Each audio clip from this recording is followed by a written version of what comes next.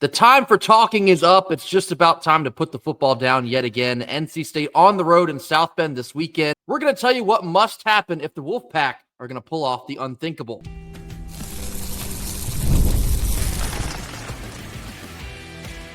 You are Locked On Wolfpack, your daily podcast on the NC State Wolfpack, part of the Locked On Podcast Network, your team every day. What's up, Wolfpack Nation? It's time to get locked in with Locked On. Thanks for making Locked On Wolfpack your first listen each and every day. We are free and available wherever you get your podcasts and on YouTube, part of the Locked On Podcast Network, your team every day. Our Friday show is brought to you by Mazda. Like players, Mazda sweats out every detail, because when you make every move count, pulling off the unexpected, perhaps like NC State might, is only the beginning. Stay tuned for later in this show for highlights in this week's Moving the Game Forward. Mazda, move and be moved. Happy Friday to all. As always, I'm Grayson Boone, joined by former Wolfpack defensive tackle Kenton Gibbs. Again, NC State football is on the road this weekend. 3:30 p.m. kickoff in South against the 16th ranked Notre Dame Fighting Irish. Let's talk about what's at stake. What is at stake if the Wolfpack are to pull off what would be the upset of the Dave Doeren tenure? I mean, what isn't at stake here for the Wolfpack? Everything gets back on the table. Everything that was off the table originally comes back. And what do I mean by that? Everything except an ACC championship bid, because that you would still need a ton of help for, and winning this game does not help you. Because despite the fact that ACC tip-off just happened, and guess who was there as a member of the ACC? Never mind, we're not going to go there. Anyway, the reality is this game does not help you in the ACC standings. And despite beating UVA, who is atop the ACC standings right now, 1 win over Wake Forest and 2 losses to Duke and Virginia Tech. You are 1-2 in conference. You are behind the 8 ball. That is an objective fact. Now, moving forward from there, you are looking at this game and saying, can you build momentum? Can you build and make this a year that goes beyond that standard? Oh, the Wolfpack, yeah, book them for 6. And book them for 6.5. And book them for somewhere in that realm. This win would not only be the win of Doeren's tenure, but it would also solidify this team as a serious team. Because right now, you look at the Wolfpack's wins and you say, okay, first game, you struggle to beat ECU. Second game, you struggle to beat Virginia. Third game, had to mount a comeback against Wake Forest. Fourth game, you lose to Duke. Fifth game, you lose to a rudderless ship, a shell, the remains of Virginia Tech. And then you blow out Campbell. So right now, the teams that we would look at and say their coach isn't in year 1, they're not going to fire their coach at the end of the season, or their coach already hasn't been fired, and they look like a serious team. Right now against those teams, we haven't done much. We have not done much. And of course, and throwing in Power 4 in there, it makes it even worse. So, you're looking at a situation where right now, NC State's resume, if you're talking about the wins, you're looking at that UVA win saying, hey, what's that polar bear doing in Dallas? All the rest of them, I mean, they're in a very similar vein of like, these teams, not really to be taken serious. A Campbell team that's younger than myself and Grayson. You're looking at a Wake Forest team whose coach is in year 1. You're looking at a group of 6 ECU team. And then last but not least, that Virginia game, which objectively, that win is aging like fine wine. But everything else is aging like a ripe avocado. Ain't looking good. When you're looking at what's at stake here, I think I'm a little worried that there's actually more at stake for Notre Dame, because obviously they've already lost twice. We know about the CFP implications. And the rest of their schedule after our game, and they play USC, that's Southern Cal, next week, it's kind of a cakewalk. So I would imagine that Marcus Freeman in that locker room, he has that entire team knowing what is at stake on Saturday and then coming up next week. They know they cannot afford to slip up and lose another game, because if they do, they're probably not seeing the postseason. So I'm worried that the urgency is going to be astronomical for the Notre Dame Fighting Irish. And then conversely for NC State, you're honestly just playing for a really big win, which is very important as well. This would be one of the biggest wins in probably program history. It would be the signature win of the Dave Doeren era, and it'd be one hell of a pick-me-up after the last couple weeks as well. A ranked win on the road. it would also solidify all the talent that we've been watching. Like if you get a CJ Bailey game of his life, if you get a Hollywood Smothers game of his life, or Justin Jolie, the wide receiving core, it would really validate how well the offense has played up until this point. And then, of course, the defense has got to be factored into that equation as well. They, too, have to step up probably like 5 different steps upward and pull above the weight that they've been trying to pull so far through 6 games. So what's at stake for the Wolfpack? A massive win. Perhaps it completely changes the trajectory of your season.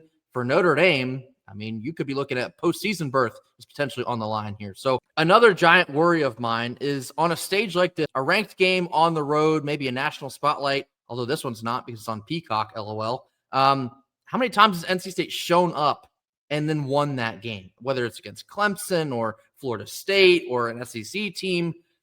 Very few times. In fact, I guess I'm blanking now. Have we ever shown up to compete and dominate on a stage like this one? Sadly, I don't know that we have. And so if the best predictor of the future is the past, I think that's why I'm very skeptical about what we may see on Saturday in South Bend. I'd love to be wrong, but everything we've seen through 6 games, it just gives me grave concern about how well the defense can stack up against a running back like Jeremiah Love or CJ Carr, who's still young, finding his feet, but we also have a young quarterback who's still young and finding his feet.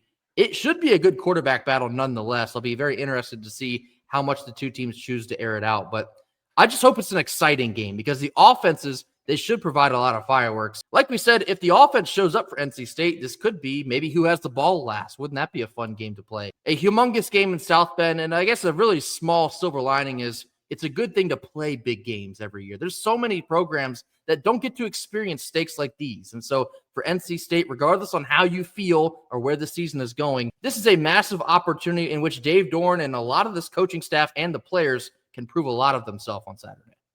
Absolutely. And you talk about the past and how we have wet the bed in situations like this before. I think the difference is we have never had an offense like this going into and that's fair. That's fair. We have never once had pound for pound, man for man, across the board, this kind of talent offensively. We have the number 2 rusher in the nation on this team, a top 5 passer in the nation on this team. You talk about the Duke game and people say, well, 3 interceptions. People keep looking at that Duke game, talking about 3 interceptions. One of them hit the receiver's hands, hit him in the chest and was tipped. One of them, it was a free play because a guy jumped and the refs just said, I don't really feel like it in terms of making everybody abide by the rules. So this is a situation where even in that game, Grayson, even with those turnovers, 33 points, which should have been more if your field goal unit is doing their job because they got a block without an actual rush on. They were playing safe. They were playing prevent, which, prevent in terms of special teams means you're preventing the fake. They were playing prevent and still got a block. And beyond that, 2 times we have the ball inside our own 10, not because Notre Dame just did not because Duke just did a spectacular job pinning us back, but because of basic freshman errors. And we still put up 33 points in that game. I am sitting here looking at this team saying, for those of you in Wolfpack Nation saying that NC State has a better shot than the computers are predicting, than maybe what the analytics might say, I am inclined to agree with you. The more I watch this game, the closer I think this game is going to be. But another thing that I feel confident about, I feel confident that our offense will be able to move the ball. I was on a Notre Dame podcast yesterday afternoon where they were giving me flack talking about the best wide receiving core you're going to face. And I'm like, yes. There's not a single wide receiving core you face so far that is pound for pound, man for man, can do what these guys can. And I mean everywhere. I mean Rodgers. I mean Grimes. And by the way, neither one of them are the leading receivers. I mean one of the best tight ends in the nation. By the way, he's not the leading receiver. I mean, you have guys everywhere. Some true freshman phenom that's shown up and done big things again on offense. Don't want to see him touch a punt again. But Teddy, I love you in the slot, brother. I love you in the slot. But you're looking at this team and you're saying, how many special guys do you have? Oh, and some blocking tight end that can catch. When's the last time we had that, Grayson? When's the last time we had a guy that who could maul in the run game and also could do good things with the ball in his hand? And Cody Hardy scored a 30-some-odd yarder last week? Yep. I am telling you, this offense and these pass catchers are special, and they have an opportunity. I see this passing game as having the ability to go band for band with CJ Carr and both of those backs. And I see if we can open up the run by the way that we're passing it, because let's make no bones about it. If you watch that Notre Dame defense, those linebackers fly downhill. You've got to take advantage of that by sneaking somebody in to those spaces where they are vacating to come downhill. If only we had a tight end who could be effective in that space that the linebackers could potentially vacate when they get a run read. If only we had a Mackie Watts list type, never mind. The long story short of it is we have the personnel to do it. And we can make this thing happen. But defensively, we need some opportunism. We need just a few plays, just 5 or 6 plays where you take one away. And I'm not saying 5 or 6 takeaways. I mean 5 or 6 plays where you make something major happen, period. Where you take away a drive by saying, you know what, we're going to come up with a sack here, or we're going to come up with a deep TFL here, or we're going to take this risk on 3rd down and say, I'm going to jump this route. How about it? How about it? Let's see if we can get this stop right here. And I think, this team could be in position to at least, at minimum, crush that spread. And for what it's worth, my favorite analytical site, which is CFB Graphs, they have this game with a projected margin of 16.1 in favor of Notre Dame. So that is significantly under the spread. But again, that is why they play these games on grass and not on paper. Coming up next, we're going to dive into Kenton's keys, detailing what NC State absolutely must do if they're going to pull off this upset. This comes after a quick word from our sponsors. Our first Friday sponsor is DoorDash. It's almost time for the weekend, which means it's time to look back and crown this week's MVP on Who Delivered, powered by DoorDash. Just like you can win every Saturday with DoorDash Streaks, saving you more every time you order, these players delivered when it mattered the most. Let's break it down. For the NC State Wolfpack last week against Campbell, Hollywood Smothers scored twice and needed only 6 touches in order to get it done. When the pressure was on, or actually maybe lack thereof, Hollywood Smothers came through with no hesitation and no delay. If you've been watching week after week, then you've already known this performance was no fluke. And just like Hollywood delivered for the Wolfpack, DoorDash will deliver for your Saturdays. With DoorDash Streaks, you can save every Saturday that you order, stacking it up all season long. You can save up to $250, including $100 in DoorDash credit. Order this Saturday and keep the streak alive. Fuel your game day only with DoorDash. Terms apply, and promo period runs from right now through November the 18th. Our second Friday sponsor is FanDuel. The NFL season is underway, and FanDuel has an offer that you do not want to miss. Right now, new customers can bet just $5 and get $300 back in bonus bets if that $5 bet wins. That's right. You pick a bet, put down $5, and if that thing hits, you'll unlock $300 back in bonus bets to use across the app. It makes watching football even more exciting when you've got a little something extra riding on the action.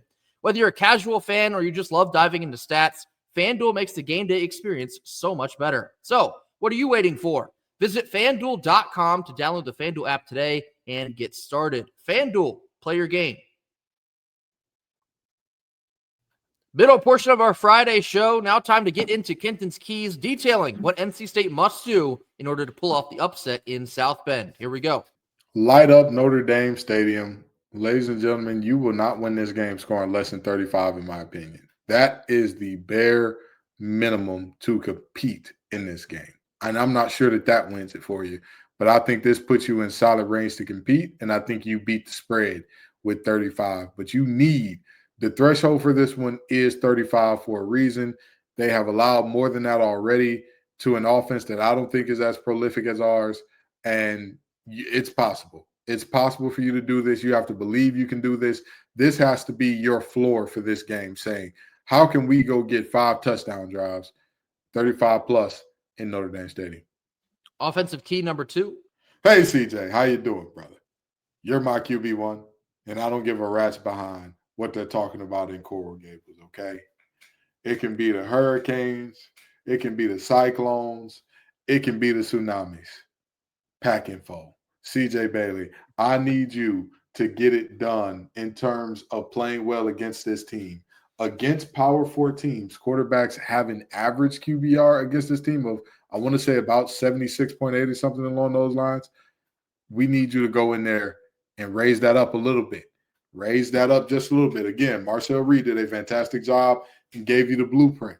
Raise that up a little bit. Give me a QBR of 80 plus. And offensive key number 3. Last but not least, be stingy with the rock. What do I mean by that? 1 or less turnovers and win time of possession by 6 minutes or more. Here's why this is important, Grayson. With an offense like Notre Dame's that's built on being very physical and all that good stuff, but they do have a tendency to say, you know what, if they're going to load it up too heavy in terms of loading the box, we'll let CJ Carr do his thing. If you take the ball away from them for long periods of time and you don't let the young pup get loose and get in a rhythm, you make it hard for that offense to find their rhythm. And so be stingy with the ball. You have to. There is no way around this. This team will lose this game and handily if we're seeing 2, 3, 4, 5 turnovers.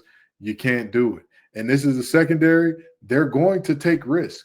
They are the prime example of what I was talking about in terms of, I'm okay with you missing a play if you're just taking a risk and trying and going for, hey, this is going to be a big play if we get it. If it misses, it's going to be tough. They are the kings of that. So you have to protect the ball. And if you're protecting the ball against a secondary that is as aggressive as theirs, that means you're hitting some deep shots as well. I said it once in the offseason. I said it 1,000 times in the offseason. The chemical composition of this NC State football team is that they're going to have to rely on the offense to keep them in the game / win them the game. This will be the epitome of this on Saturday. If NC State has any chance of winning this game, they're going to have to put up pretty gaudy numbers. And that includes 35-plus points. That includes CJ Bailey probably playing the game of his life. More than likely going to have to throw for probably over 300 through the air. You're going to need Hollywood maybe going over 100 on the ground, maybe a score or 2, possibly more. Assuming that Notre Dame doesn't completely implode and maybe just they look like Swiss cheese on defense, or maybe they're repetitively giving you the ball on defense, this will have to be an NC State offensive performance of a lifetime. And lucky for us, we actually feel like we have the personnel to potentially accomplish that. So CJ is going to have to rely on his help, meaning the skill players and also the offensive line. They're going to have to hold their own for all 4 quarters. You have the guys to run with them, at least for quite a bit of this game. Can you finish? That will be a massive question. Not turning the football over and also controlling the time of possession will be massive keys in doing so. Now, switching over to the defense and special teams keys. Number 1. Bring DJ and the tramp stamp home. If you know, you know. Here's the deal, right? Grayson and I have talked about this on Twitter. If you're not following us on Twitter, it is LO@_Wolfpack. We were predicted by a pretty relevant college football page to win this game in upset fashion in overtime, 27-24. And Grayson and I are going to go with that wishful thinking.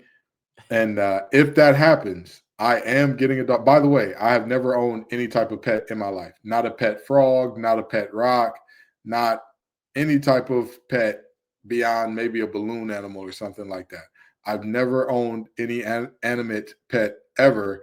But if this team holds Notre Dame to 24 or less and wins the game, I am getting a dog, fostering a dog, and Grayson will get a tattoo of that dog. So bring DJ, who will be named DJ for Dave Jr. and DJ Elliott, and the tramp stamp for Grayson home.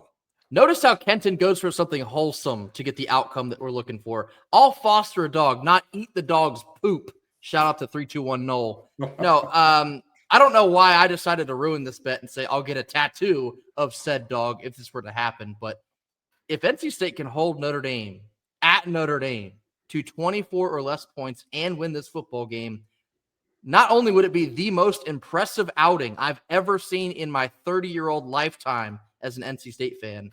Yeah, I guess I'll have to honor my bet at that point. I'm going to have to. I have no choice but to get a tattoo of DJ the dog. Our second defensive and special teams key. Second, Don't beat yourselves. No special teams blunders or critical penalties on special teams that give this team new life, okay? I'm okay with a pass interference or something like that. I'm okay with these things happening or whatever, and a effort penalty or whatever the case may be. I am not okay with having a field goal kick block. I am not okay with having a punt block. I'm not okay with having a punt return touchdown. I am not okay with those types of things. Do not beat yourselves. And I know what you're thinking, Kenton, how are those things beating yourselves? Because I want to ask you all, and please tell me if I'm wrong here, okay?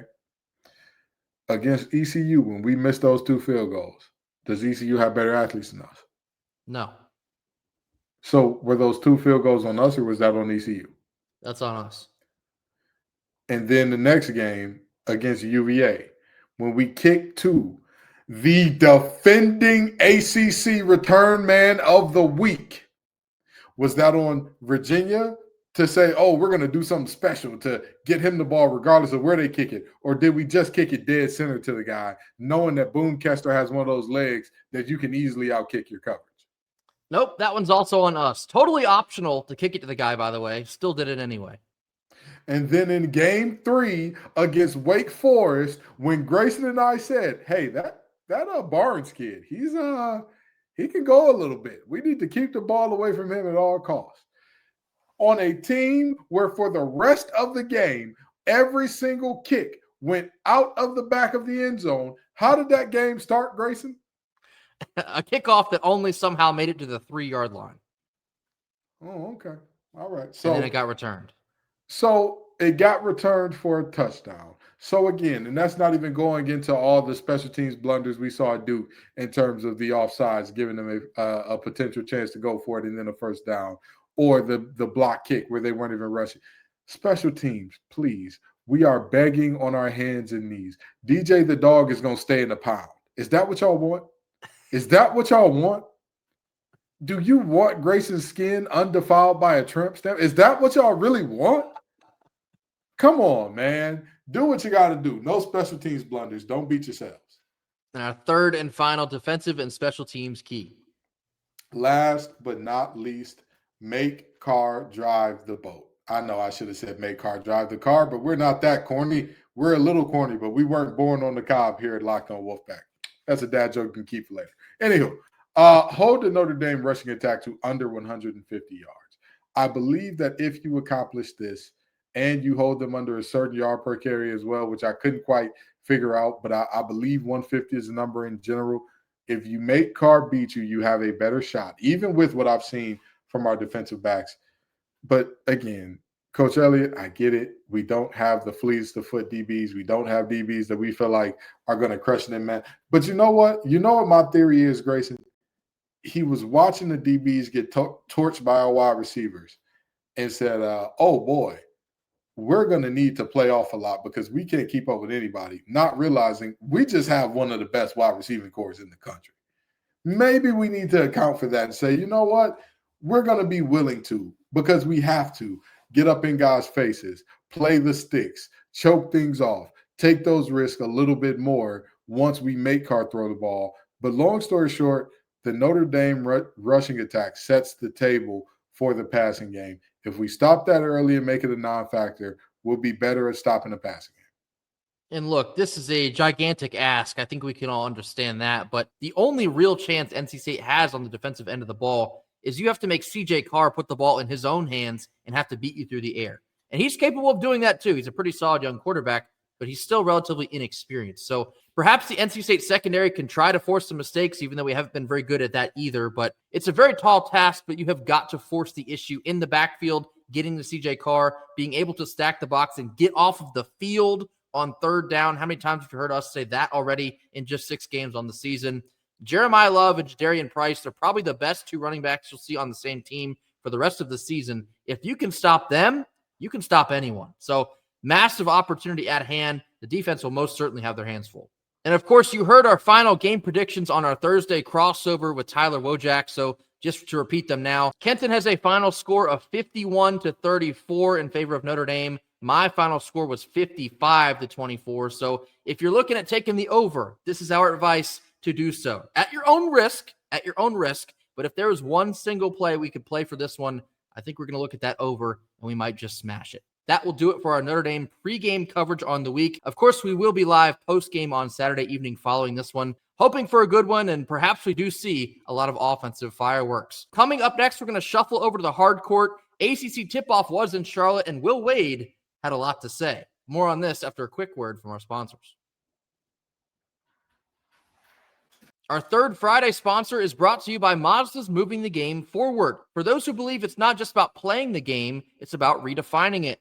There are moments that do more than just put points on the board. They move crowds, they move culture, and they keep moving the game forward. Last week against Campbell, Hollywood Smothers was the epitome of that. On just 6 touches, he had well over 140 total yards. He scored twice, one on the ground and one through the air. A generational running back the NC State Wolfpack currently have, and he's been moving the offense for the Wolfpack forward. When you follow what moves you, the unexpected is only just the beginning. And just like there's more to every highlight, there's more to each and every Mazda vehicle. Mazda, move and be moved. Last couple minutes of our Friday show, wanted to spend some time talking about ACC tip-off, which was NC State's portion, was on Wednesday. Darian Williams, Ven-Allen Lubin, and Will Wade were down in Charlotte speaking to the media ahead of the tip-off of the 2025-2026 season. And our Wolfpack representatives, namely head coach Will Wade, they had a lot to say. Will Wade, of course, was as confident as he always is, speaking about the talent on this team, the experience this team has, and what he expects of them. He talks about the standards of the program that they've already been setting and how standards are more or less what you allow. And a lot of times he doesn't have to enforce much because the guys that he brought in year one, players are upholding them by themselves. And so when we spoke about some of these guys coming to state through the portal, like Trey Holloman and Darian Williams and Quadir Copeland and Jerry Dang, these are all guys that played at former stops with a bulldog mentality. And Will Wade made sure to make note that NC State actually, in the entire ACC conference, has the most postseason experience of any other team. You think that won't be important in March? There's a very particular way that he went about building this roster. Absolutely. And these are guys that, you know, I've said for the longest, I don't like all this buddy stuff. I don't like all this, oh, we're friends with everybody. We like everybody. Oh, yeah, we grew up playing AAU together and all that. No. I like that. I hate the way that you walk, the way that you talk. I hate the way that you dress. Shout out to the kid for getting that defamation lawsuit thrown out, but that's another story for another time here. The reality is this team, they talk with an edge. They walk with an edge. I'm expecting them to play with an edge that we have not seen in Raleigh in quite some time. This is a team, when you say a team takes on the personality of the head coach, well, imagine if the head coach and the GM go out and say, go get guys that already have my personality. Go get guys that we don't have to coach me into. That it's already there. That junkyard dog. That, hey, this is my territory. Why are you here? In them. And that's what a lot of these guys already have, man. A lot of people talk all this and that about, oh, it's just NC State and da-da-da-da-da. Don't worry. We hear those feet shuffling. We hear those feet shuffling. We hear the concern. You're looking a little nervous. Your hands getting shaky. Oh, man, I know that look. I know that look. Don't run from it. Don't run from what Will Wade is about to do to the ACC. And if you're an opponent, don't run from us. Don't run from us, because if you do, you'll just die slower and tired. Just let it happen, because this team is coming. This team is serious. This team has talent. They have depth. They have experience. They have a head coach that is not about no games. He ain't about no playing. He's about winning. He's about winning. He ain't about no buddy. Hey, man, I like all these other coaches, and they're wonderful guys. Like he said, we need to focus on us. Yes. We need to get our stuff together, and then we can look out to everybody else and all that. But even then, if you really think about it, there's always something new you can work on with you. There's always something you can improve on with you. So we don't even got time to look over there and say, oh, what are they doing over there in Durham? Oh, what's going on down there in Carborough? We don't care. We do not care. We are focused right here in the Lenny. We are focused right here on, quite literally, and it is funny that the Lenovo Center is right off of Wade Avenue, ladies and gentlemen. That's where we're focused because that's all that matters. And Wade, as he always does, had some incredible quotes at this ACC tip-off. I'll include some of these clips in this podcast as well. But there was also a moment where they entered the main ballroom. Wade was at the podium, and on the side screen, they had a picture of Will Wade, they had a picture of Van Allen Lubin, and they had a picture of not Darian Williams. It was actually Malik Thomas from UVA. How you messed that up, I have no idea. But Wade made sure to take exception to it. He said, and I quote, "Even though the picture's wrong, he's a good player. And when we're done playing, everyone will know who Williams is. They won't need a picture." Okay? This is Darian Williams also. Like, speaking to the same point of how do you mess this up, this is one of the top players in college basketball. And yeah, he didn't play for NC State last year. He played for Texas Tech. He played in the Elite Eight. He was at the NBA Draft Combine over the summer. Everyone already knows who this guy is. I don't understand how you get disrespected on a stage like this one. But Wade is not playing around when he takes note of this and says, it's like that. This is where we stand, huh? This is how y'all are going to do us. All right, I'm going to slip that in my back pocket. We'll talk about this later on. Believe me when I tell you, he keeps each and every receipt. He and his coaching staff, in fact, they are known for keeping receipts. Andrew Slater's been doing it all spring and all summer long. So this is the coaching staff that we've always dreamt of. And when they step to the mic, they say what's on their mind. Will Wade said this is a program, it might not be for everyone. But the guys that are going to be here, we're going to do it our way. We have our standards that are met. And when you have good players in a system with high standards, good chance you're going to be a good team. Will Wade, you preaching, brother. You preaching. Pass the collection plate. I'm ready to drop something in there. Pass it on around here. I got an extra 20 for you because I'm telling you, that's my type of coach. He don't let nothing slide. He don't let nothing get by him. He remembers it all. It's all personal. I was one of those players that, every single game I came at it with, every single practice, every single rep, I came at it with the hatred of, you are stopping me from feeding my family. You are standing in between. You are the impediment between me changing generations of my family's life and not doing that. And Will Wade seems to have that same kind of effect to him. He seems to have that same kind of surliness where it's like, oh, no. Every time we go at it, every time I get lined up, every time I get to drag my 13, 15, however many is on a college roster on out there, every single time you are standing between me and what I want, and you do not want to be there. There are a billion places you would rather be on earth than right there. I mean, just think about it. This guy isn't making something up in his mind to deal with you see the nation is disrespecting NC State. It's literally the conference you play in being like, oh yeah, just throw some random guy. It doesn't matter. How did y'all not test these things the morning of before everybody got there? Hey, it's all right. It's okay. We got something for that. Will Wade, I've noticed you mostly wear black accessories. I know what you are, Will. I know what you are, brother. There's a reason for that. He wants to wear that black hat as bad as I do. He knows what comes with that black hat. And I want to see him put it on. I want to see Darian Williams put it on. People saying Darian Williams saying inflammatory things. He's a black hat kind of guy. He's that kind of guy that he doesn't want to be the cowboy rolling in to save everybody. Oh, no. He's the gunslinger. When he comes, stick him up. It's a robbery. Ain't nothing good coming out of it. I'm excited to see this team go at it this year.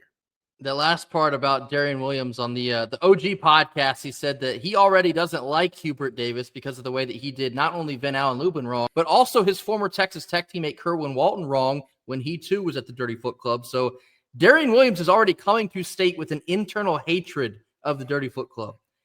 When we told you they built this roster in a perfect way to compete, not just at the ACC level, in the triangle specifically, this is what we're talking about. They are already programmed to get the things that NC State fans get. And something that Wade said in another interview with Ryan Ham, check that out if you haven't already. Wade said, I care about what our fans care about. If it's important to them, it's important to me. We're ready. We're ready. Will Wade is ready. The team's getting ready. They have an exhibition game in just a couple of weeks here. Basketball season is very near, and there's a reckoning coming up right behind it. That will do it for us here on Friday and for the week. Again, thank you all so much for joining us. Be sure to hit that like button. Drop your comments in the comment box. Give us your thoughts on this matchup with Notre Dame. Give us your final score predictions. despite how good or ugly they may be, we want to see them all. Be sure to throw those in the comment box. Mash that subscribe button if you have not already. We'll see you Saturday evening for the post-game live following this matchup with Notre Dame. So until then, go Pack. Go Pack.